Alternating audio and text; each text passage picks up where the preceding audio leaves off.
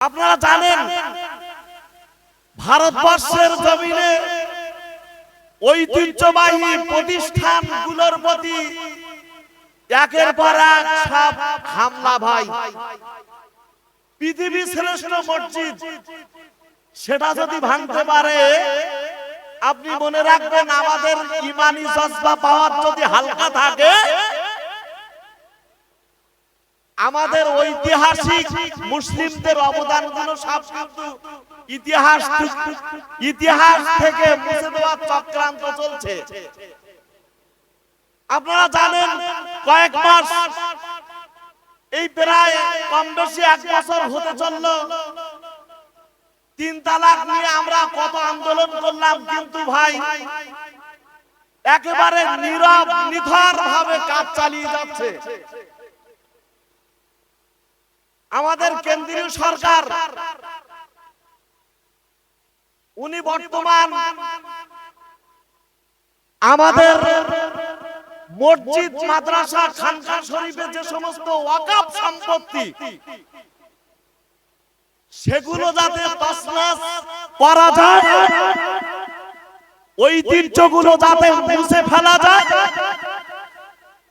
তার জন্য কিন্তু ওয়াকফ আইন পাশ করে মুসলমানদের কলিজায় আঘাত আনার চেষ্টা রাখছে ভাই। যদি ভাই এখনো তো ওয়াকফ আইন তৈরি হয়নি, তার আগে আপনারা অবশ্যই সোশ্যাল মিডিয়ার মাধ্যমে আপনারা দেখছেন মাজারগুলো কি পরিমাণ তারা ভাঙছে ভাই। আল্লাহর ওলিদের মাজারে তারা কুরাল শাবল মারছে ভাই, শাবল। একাধিক মসজিদের উপরে হামলা তো দেখছেন।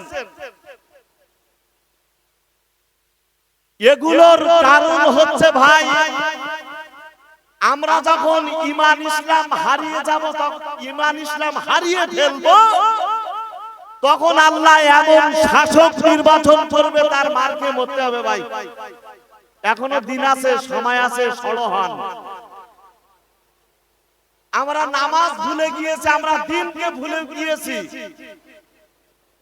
বিশ্বনবী হুজুর পাক সাল্লাল্লাহু আলাইহি সাল্লাম গোটা পৃথিবীর শ্রেষ্ঠ নবী, শ্রেষ্ঠ নেতা, তার অনুসরণ অনুকরণ আমরা বাদ দিয়েছি।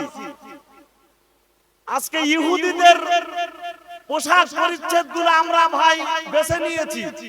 কিছু মনে করবেন না বাপ, চুল ছাটার কত রকম কায়দা এই জামানায় যে চলছে, সে ভাই বেরেনে আসবেন আপনার।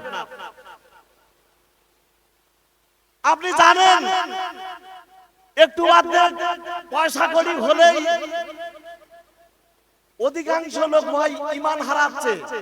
তারা মৌলবীদের কথা শোনে না, তারা কোনে চাচাদের, কোনে কাকা, কোনে পিসি কোথায় পায় আল্লাহই ভালো জানেন। মুসলমানদের যে ভাষা, এগুলো আমরা ভুলে বসেছি। টুপিওয়ালা, দাড়িওয়ালা মানুষের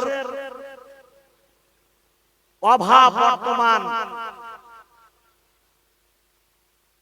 যে পরিমাণ হওয়া দরকার, সেই পরিমাণের তুলনায় বিরল।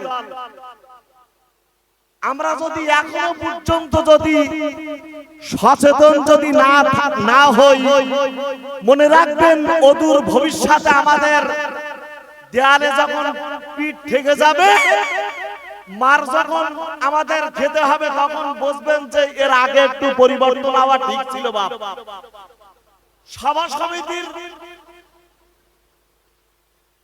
সমিতির কেন্দ্রগুলো ভাই কি পরিমাণ মেলার আয়োজন চলছে।